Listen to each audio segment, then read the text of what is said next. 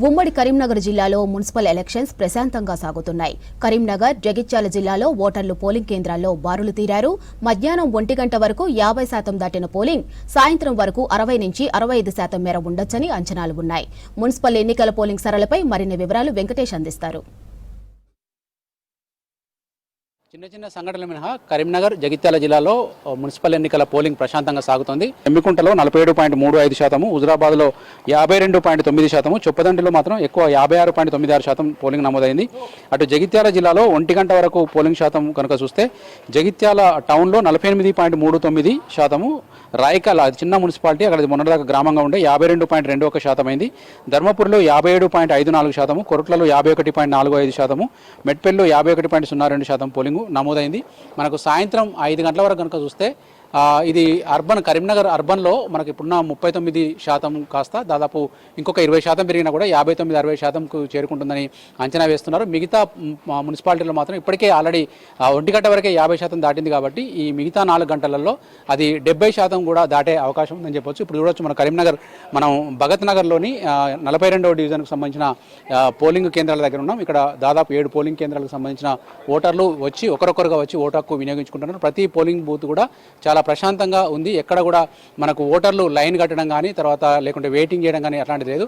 వచ్చిన వాళ్ళు వచ్చినట్టుగా ఓటు హక్కు వినియోగించుకొని వెళ్ళిపోతూ ఉన్నారు. కొన్ని చోట్ల మాత్రమే మనకు ఉదయం పూట ఎక్కువ మంది వేశారు, కొందరు ఇప్పుడిప్పుడు వచ్చి లంచ్ టైంలో వచ్చి ఓట్లు వేస్తూ ఉన్నారు. తర్వాత మనకు కరీంనగర్ జిల్లాలో కనుక తీసుకుంటే ఒక 28వ డివిజన్కి సంబంధించి కొద్దిసేపటి క్రితము కొంత గొడవ జరిగింది. అక్కడ బీఆర్ఎస్ కార్యకర్తలకు సంబంధించి ఒక కార్యకర్తతో పాటు కార్పొరేటర్ అభ్యర్థి నుంచి దాదాపు ₹1,00,000 పోలీసులు స్వాధీనం చేసుకున్నారు. అక్కడ డబ్బులు పంచేందుకు తీసుకొచ్చారన్న ఆరోపణలు కాంగ్రెస్ నుంచి వ్యక్తం కావడంతో అక్కడున్న సిఐ కావచ్చు వాళ్ళను ఇద్దరి నుంచి కూడా 50,000 చొప్పున ఇద్దరి దగ్గర కలిపి ₹1,00,000 స్వాధీనం చేసుకున్నారు. ఈ క్రమంలోనే వాళ్ళు బీఆర్ఎస్ నాయకులు పోలీసులపైకి కొంత ఫైర్ అయ్యారు. మమ్మల్ని కావాలని అడ్డుకుంటున్నారు, ఇవి భోజనం కోసం తీసుకెళ్తున్న డబ్బుల్ని పోలీసులు కావాలనే పట్టుకున్నారని చెప్పి అక్కడ ఆందోళన దిగారు.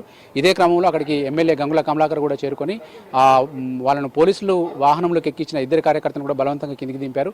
ఇదే సమయంలో అక్కడ సిపి గౌసాలం కూడా వచ్చారు. దీంతో కమలాసన్ అక్కడ గంగుల కమలాకర్ సిపితో మాట్లాడారు. తర్వాత వీళ్ళకు పోలీసులు ఆ నగదుని పంచనామా చేసి అవి దేనికోసం తెచ్చారు అనేది వివరాలు సేకరించిన తర్వాత కేసులు నమోదు చేస్తామని చెప్పి పోలీసులు చెప్తారు. కాకపోతే డబ్బులు దొరికింది మాత్రం అక్కడ వాస్తవం.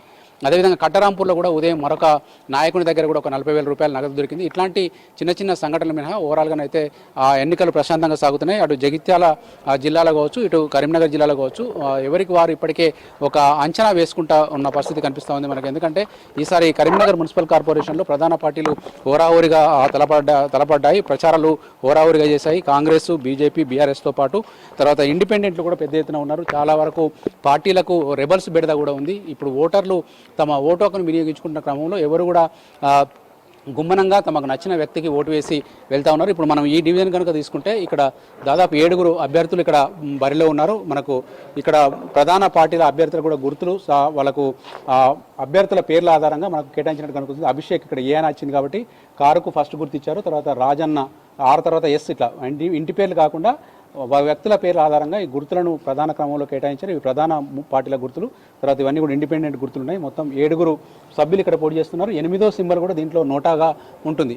లోపలికి వెళ్ళిన తర్వాత ఇచ్చిన బ్యాలెట్ పేపర్లో అభ్యర్థులు క్యాబిన్లోకి వెళ్ళి తనకు నచ్చిన అభ్యర్థికి ఓటు వేసి బయటకు వస్తూ ఉన్నారు. మనకు చివరి గంటలో కూడా కొంత ఉద్రిక్తత చోటు చేసుకునే అవకాశం ఉంది కాబట్టి పోలీసులు కూడా చాలా పగడ్బందీగా నిఘా ఏర్పాటు చేశారు. సిపి గౌస్ ఆలం కరీంనగర్లో ఇప్పటికే ప్రతి పోలింగ్ కేంద్రం దగ్గరికి వెళ్ళి కూడా భద్రతను పర్యవేక్షిస్తూ ఉన్నారు. ఆల్రెడీ రూట్ ఆఫీసర్లు కావచ్చు, తర్వాత జోనల్ ఆఫీసర్లు కావచ్చు, వాళ్ళు పర్యవేక్షిస్తున్నారు. జిల్లా కలెక్టర్ పమేలా సత్పతి కూడా అన్ని పోలింగ్ కేంద్రాలను పరిశీలిస్తున్నారు. ఆమె కూడా కొద్దిసేపటి క్రితం మనకి ఇక్కడ R&B గెస్ట్ హౌస్లో ఏర్పాటు చేసిన మోడల్ పోలింగ్ స్టేషన్లో ఆమె ఓటాకు వినియోగించుకున్నారు. ఉదయం మనకు బండి సంజయ్ కావచ్చు, తర్వాత గంగుల కమలాకర్ కావచ్చు, తర్వాత మాజీ ఎంపీ వినోద్ కుమార్ కూడా వీళ్ళందరూ కూడా ప్రధాన నేతలంతా కూడా ఓటాకు వినియోగించుకున్నారు. చొప్పదండిలో అక్కడ ఎమ్మెల్యే మేడిపల్లి సత్యం ఓటాకు వినియోగించుకున్నారు.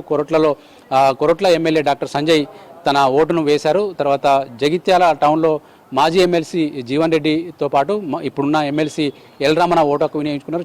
చాలామంది నేతలకు పట్టణ ప్రాంతాల్లో ఓటు హక్కు ఉన్నది కాబట్టి వాళ్ళు ఓటు హక్కును వినియోగించుకున్న సిచ్యువేషన్ కనిపిస్తూ ఉంది. మనకు వృద్ధులు కావచ్చు, వికలాంగులు కావచ్చు, ఆరోగ్యం సరిగా లేకున్నా కూడా ఓటు అనేది చాలా విలువైంది కాబట్టి ఆ ఓటు హక్కును వినియోగించుకుంటున్నారు ప్రజలంతా కూడా. కాకపోతే పట్టణ ప్రాంతాల్లో కొంత స్తబ్దత కనిపిస్తుంది. ఇప్పుడు కరీంనగర్ నగరంలో దాదాపు మిగతా ప్రాంతాలతో పోల్చుకుంటే చాలా తక్కువైంది. అర్బన్ పీపుల్ కూడా ఓటు వేసేందుకు ఈ సెంటర్లకు రావాల్సిన అవసరం ఉంది. ఇంకా కొద్ది సమయం మిగిలింది కాబట్టి మిగతా 2 గంటల సమయంలోనని చెప్పి అందరూ వచ్చి ఓటు హక్కు వినియోగించుకోవాల్సిన అవసరం అయితే కనిపిస్తూ ఉంది. కెమెరామెన్ కవికుమార్తో వెంకటేష్, V6 న్యూస్, కరీంనగర్ నుంచి.